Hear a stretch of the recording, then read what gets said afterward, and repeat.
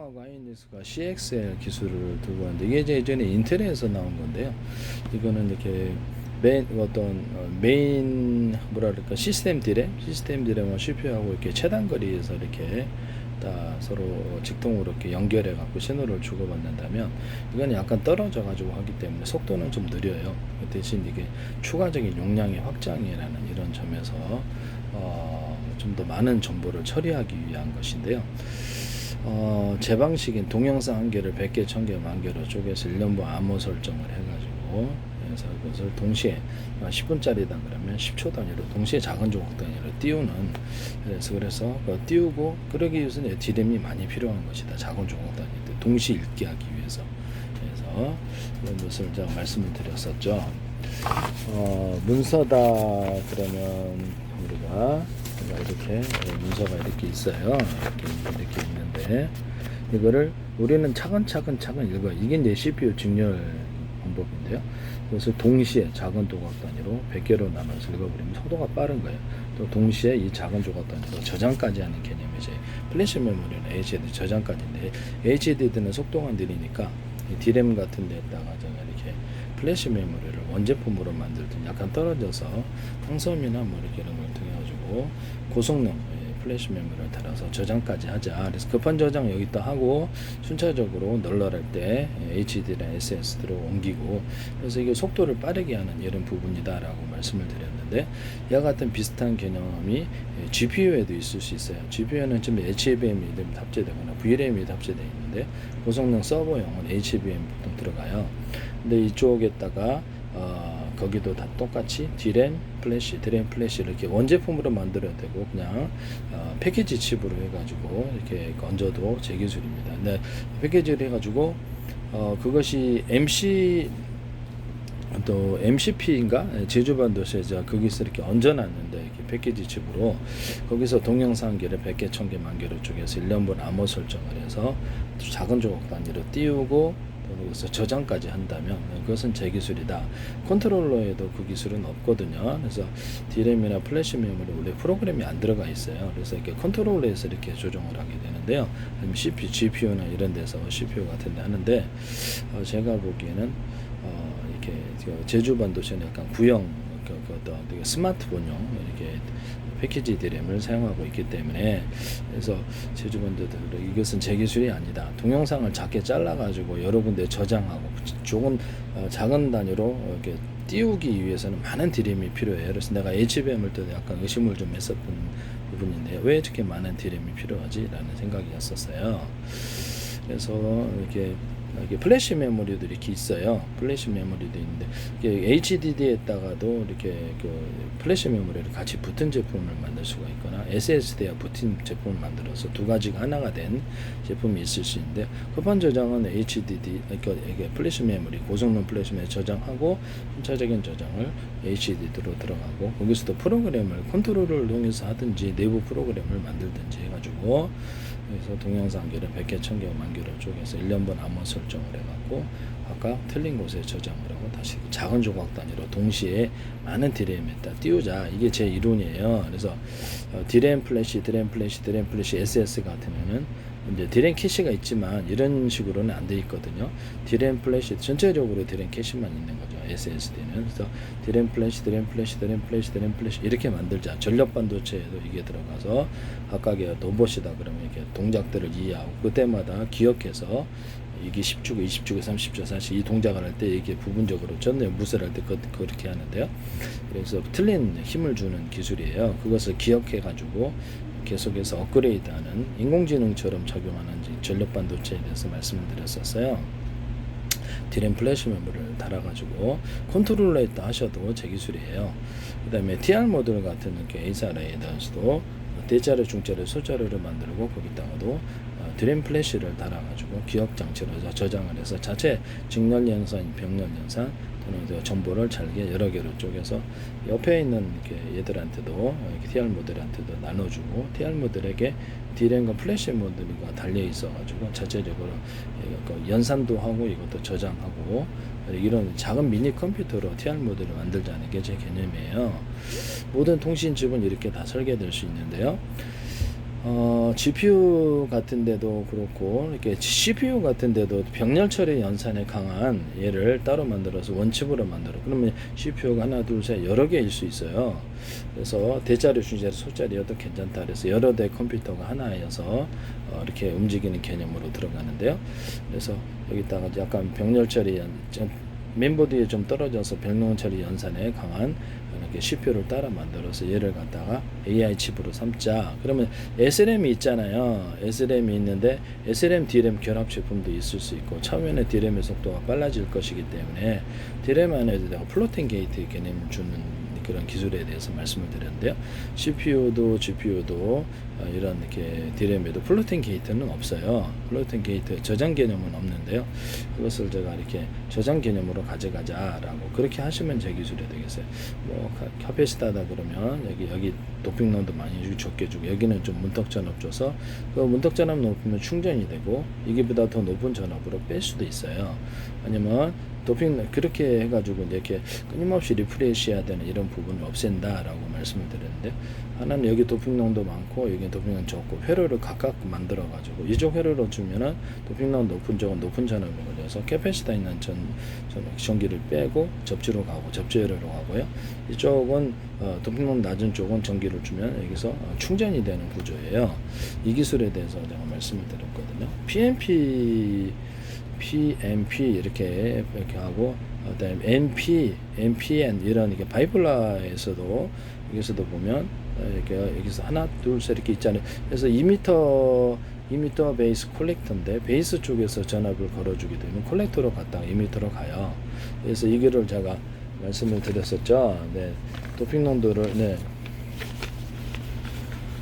하나의 PN 반도체 또는 캐패시터에서도 도핑 농도를 2m처럼 2m 베이스 콜렉터 도핑 농도를 많이 주고 여기는 어느 정도 주고 이게 콜렉터에 어느 정도 주면은 그래서 도핑 농도의 차를 따라서 카패시터 하나라서도 바이폴러를 구현할 수 있다라고 제가 말씀을 드렸거든요.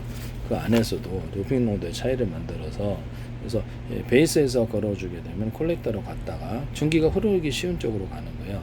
그 다음에 2m로 가는데요.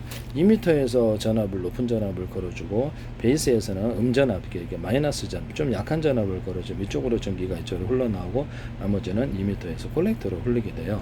그러면 도핑 농도가 여기 많고 이렇게 전압을 어느 쪽에서 걸어주냐에 따라서도 똑같은 이렇게 PMP 반도체도 만들 수 있어요. 하시면 제 기술이 되겠다라는 것을 말씀을 드립니다. 그래서 이런 데서 보면은 이렇게 일반 반도체 회로다 그러면 이렇게 아까 두터운 부분을 넣어주면 여기가 하나만 코팅을 해준 플로팅 게이트가 되는 거예요. 카패시터 안에 도핑 농도가 많고 여긴 적고 여기서 문턱 전압죠. 여기서 넘어서 이렇게 충전이 되는 구조예요. 그래서 제가 이게 도핑도 많고 여기 중간 농도 쪽에 여기 2m 베이스 콜렉터도 이렇게 돼 있다면 이쪽에 또 문턱 전압 줘가지고 넘고 이쪽에 콜렉터로 갔다 2m로 가는 이 기술이 되고 베이스에서 걸어주면 NPN이 되는 거죠. PMP에서는 이쪽에서 2m에서 높은 전압을 걸어주면 이쪽에서 그래서 이게 여기서 충전이 됐다가 여기서 보다 마이너스 전압, 낮은 전압을 갖다 베이스에서 걸어주면 이쪽으로 빠져나오면서 콜렉터로 갑니다. 그래서 이걸 어떻게 구현할 수 있느냐라고 이제 그래서 작은 놈, 중간 놈, 큰 놈 두 사이즈도 돼요. 이렇게 해놓으면 교류 전기로 걸어주면 이게 충전이 돼서 카패시터가 되어서 이쪽으로 한 방향으로 흐르는 다이오드가 되는데요.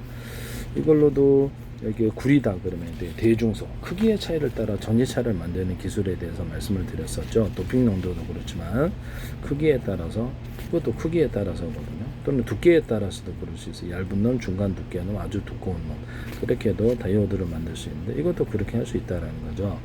세 개 다 그런 바이폴러를 그래서 문턱 전압을 이쪽 가운데서 주고 그러면 이쪽으로 전류가 이거를 크기가 비슷하게 만들어도 돼요. 베이스하고 콜렉터 이걸로 해가지고 이쪽으로 가고 다시 이쪽으로 이렇게 2m 쪽으로 끌려가게 되는 거예요.